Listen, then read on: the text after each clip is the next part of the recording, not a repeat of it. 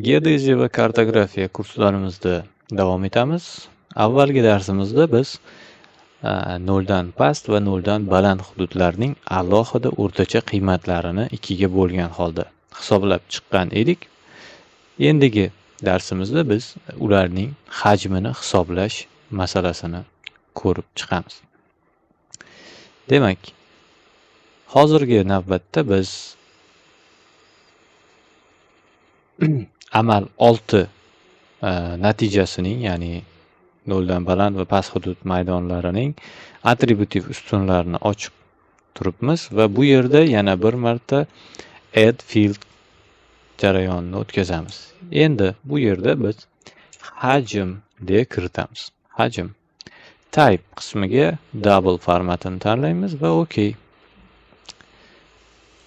Mana ko'rishingiz mumkin, hajm hali qiymatga ega emas. Buni o'zimiz hisoblab chiqishimiz kerak. Endigi bajaradigan vazifamiz hajm ustunini yuqori qismini tanlaymiz va sichqonchaning o'ng tugmasini bosib field kalkulyatorni tanlaymiz.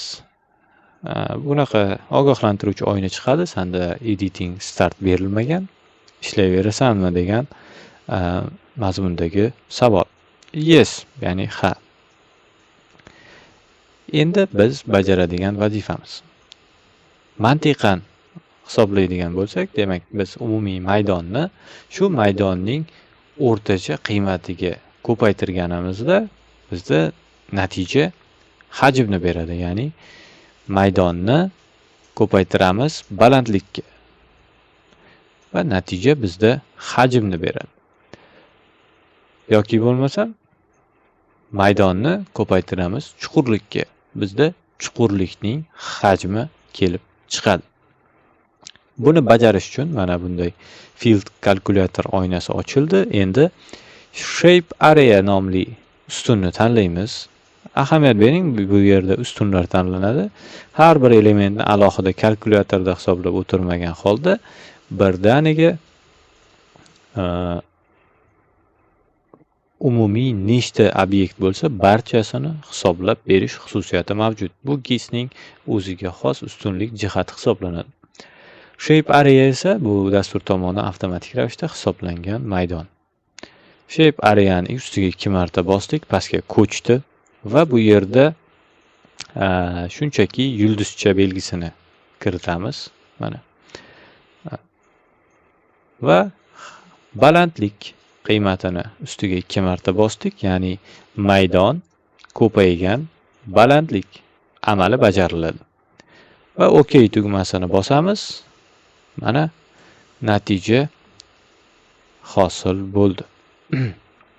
Demak, hajm bizda chuqur hududlarimiz, ya'ni ko'milishi kerak bo'lgan hududlarimiz 2.113.456 metr kub tuproq bilan to'ldirilishi lozim. Va baland hududlarimizdan ham 2.113.476 kub tuproq, ya'ni yer olinishi, ya'ni kavlab olib tashlanishi lozim. Bu nimani anglatadi? Bu kavlab olib tashlanishi talab etiladigan hududdagi tuproqlar ko'milishi lozim bo'lgan tuproqlar bilan deyarli teng. Ya'ni kavlanadigan hududlardagi tuproqlar mos ravishda ko'miladigan hududlarga tarqatilsa, umumiy qiymat, ya'ni bajariladigan ishning iqtisodiy, ijtimoiy va mehnat resurslari optimal darajada kamaytirildi. Buni yana bir usul bilan tekshirib ko'rishimiz ham mumkin. Oddiy kalkulyatorni ochamiz va bu yerda 2.113.476 qiymatini bo'lamiz 2.113.456 ga va ko'rishingiz mumkin bir koeffitsient va virguldan so'ng 5 ta 0 qiymati va 94. Bu yerdan ortiqcha tuproq qaysidir hududga olib ketilmasligini va bu yerga qaysidir hududdan yana qo'shimcha tuproqlar olib kelib ko'milmasligini ta'minlash koeffitsient hisoblanadi. Bu 1 ga teng.